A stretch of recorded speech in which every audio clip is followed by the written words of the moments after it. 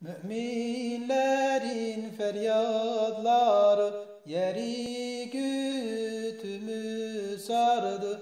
Zalimlerin aşağılandı, yardım eyle ya Rabbi. Zalimlerin aşağılandı, yardım eyle ya Rabbi.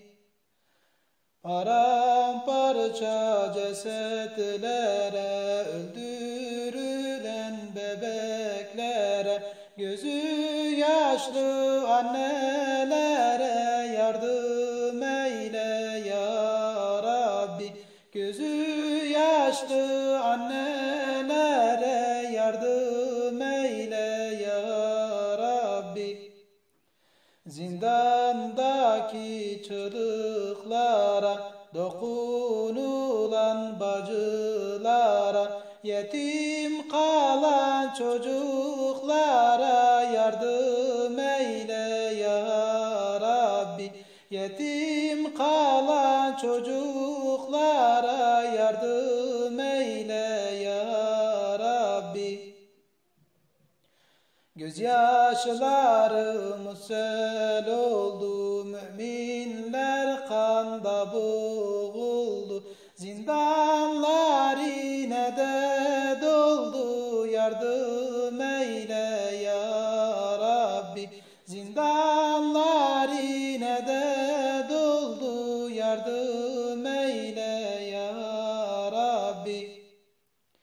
Sana açtık elimizi, kırılan yüreğimizi, feryat dolu halimizi, yardım eyle ya Rabbi. Feryat dolu halimizi, yardım eyle ya Rabbi. Sabrımız artık tükendi, feryatlar arşa yükseldi.